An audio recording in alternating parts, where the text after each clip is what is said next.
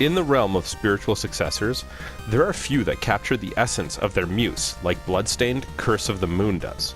Let's not dance around the subject. This is as Castlevania as a game gets without carrying the official license. The question becomes then, does this title carry the nostalgic wonder that served as the foundation of a franchise that became a household name, or is it akin to the black sheep we lampoon, known as Simon's Quest? The graphics are exactly what should come to mind if someone tells you that there is an NES-style Castlevania game being made on modern platforms. Yes, the individual assets still only possess a few animation frames for their actions, but there are so many of them taking place at the same time. For example, you can be throwing a special attack at an enemy, while above you chandeliers sway, and in the background tons of trees go by all at the same time, without experiencing the slowdown that often came with vintage hardware. Similarly, this is not the most robust color palette, but it's so efficiently put to use that you will always be able to make out your avatar from its environment. As for the denizens of these cryptic environments, there's a good variety here. You will come across most enemies a second time that are just colored differently to indicate a higher resistance or different attack type, but usually just a second time.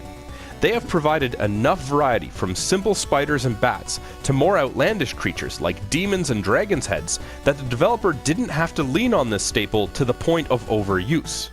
The boss fights in particular are awesome to see in action. These are now enemies that take up a lot more of the screen real estate than possible on a true 8-bit console. Whether that is because of their sheer size or because of the multitude of attacks they are throwing out, you will constantly be looking for that one safe place to catch a breath or throw a couple counter punches.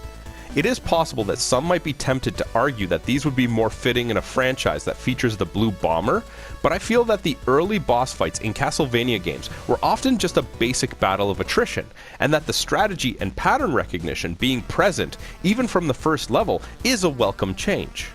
Luckily, many of these fights can be made easier if you use the appropriate character, as you can ultimately have up to 4 that you can swap in and out at any time with a simple button press.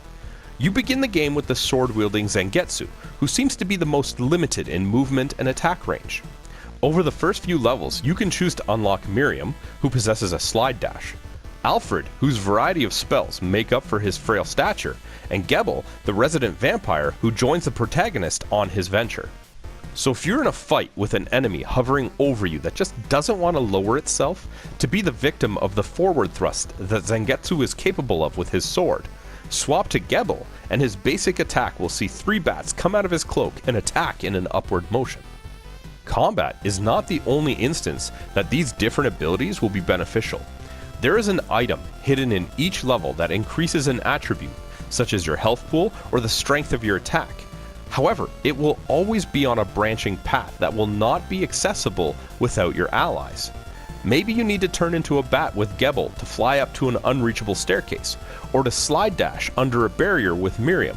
But if you choose to go it alone with just Zangetsu, you will be cutting yourself off from many beneficial items that will make the game easier for you. This is where the length of the game discussion comes into play.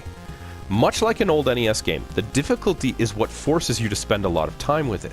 So naturally, playing on a casual setting, which allows for infinite lives and removes the very magnetic to instant death pits feature of knockback, will only take a couple hours. Also, playing like this will only really mean defeat from missing a jump, or the first time you face a boss while you try to figure out its pattern. If you don't want to just breeze through it, pop the game on Veteran and run it with just Zangetsu. Chances are you will multiply your playtime easily. If that's not enough, there are unlockable modes like Nightmare and Boss Rush that will add some replayability. The last thing that needs to be touched on is the controls. For the most part, they are just fine.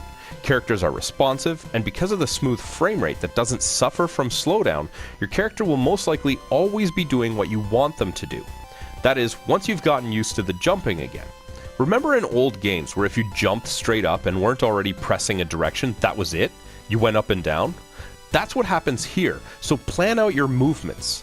Luckily, if you've played enough retro games, you'll get used to pressing a direction just before jumping after only the 3rd or 4th pit you fall into.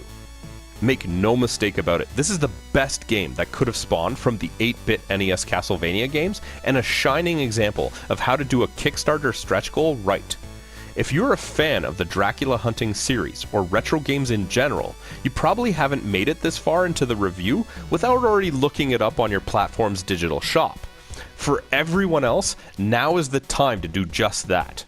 Bloodstained Curse of the Moon gets a 9 out of 10. Hey, did you like that video? If you did, be sure to let us know by clicking the like button and leaving a comment. If you want to be first in line for any new content, be sure to subscribe to our channel and then hit up our Facebook page. The link's in the description below to see what's coming up next.